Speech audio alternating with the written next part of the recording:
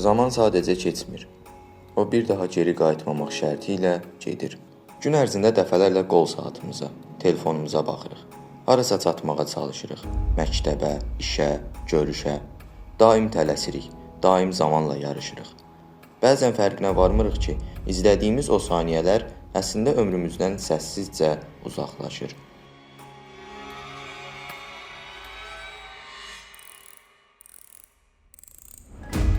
İnsan əsrlər boyu bu görünməz axını anlamağa çalışdı.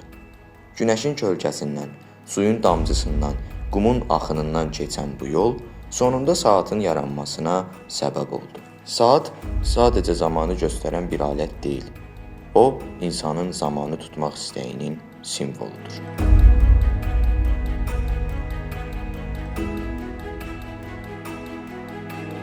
İlk saatlar bugünkü kimi değildi. Təxminən 3500 il əvvəl qədim Misirlilər vaxtı günəşin kölgəsi ilə ölçürdü. Daha sonra su saatları yarandı. Damcı-damcı axan su insanlara zamanın keçdiyini göstərirdi. Qum saatları isə dənizçilərin və alimlərin ayrılmaz hissəsinə çevrildi. 13-cü əsrdə isə tarix dəyişdi. Avropada ilk mexaniki saatlar ortaya çıxdı. Bu saatlar şəhər meydanlarında və kilsə qüllələrində yerləşirdi.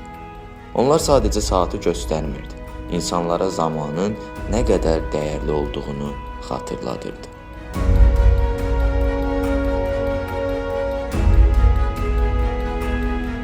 Bir saatın içində sadəcə mexanizm yoxdur. Orada yüzlərlə detal, dəqiqlik və səbir yaşayır. Bəzi mexaniki saatların içində insan gözünün çətin seçdiyi hissələr olur. Saatın ürəyi hesab olunan balans mexanizmi ritmik hərəkətlə zamanı sabit saxlayır.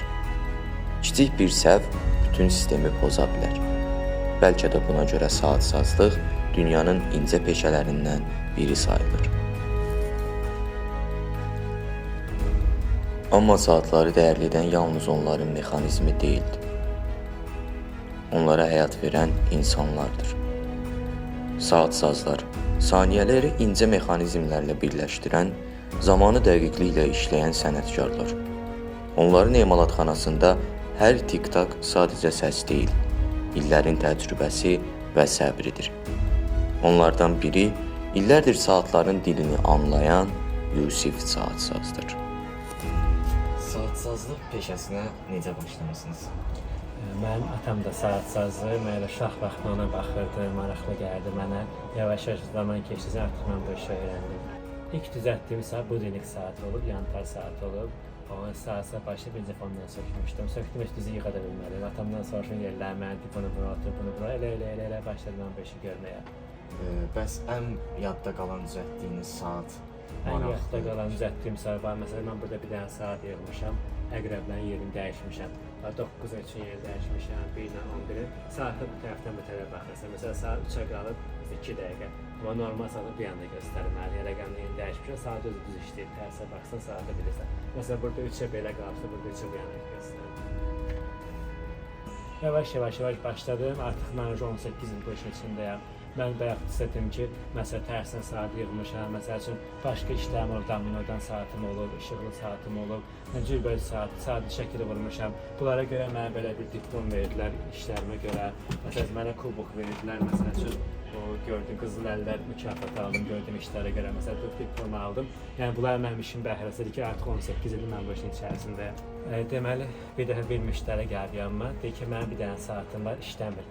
Deyirəm ki, ver baxım görüm nə üçün işləmir. Deyir, mənim saatım evdədir, siz deyin nə üçün işləmir. Deyir, mən falçı deyirəm, gələk baxım görüm nə üçün işləmir. Məndən nə üçün işləmir, 1000 dənə detal var orada, 1000 dənə şey var, bilmirəm ona.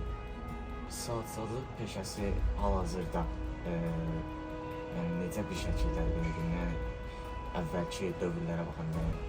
Ümumiyyətlə sizə belə bir sözümdə, əvvəllər saatsaz daha çox idi. Əvvəllər peşə məktəblərinin xüsusi yerləri var idi, saatsazı oxuyurlar, öyrənirlər. İndi ancaq yerlər yoxdur. İndi gedirlər usta yanında öyrənirlər, deyənə azdır, yəni bu işə tələbat azdır. Zaman dayanmasa da onu qorumağa çalışan insanlar var.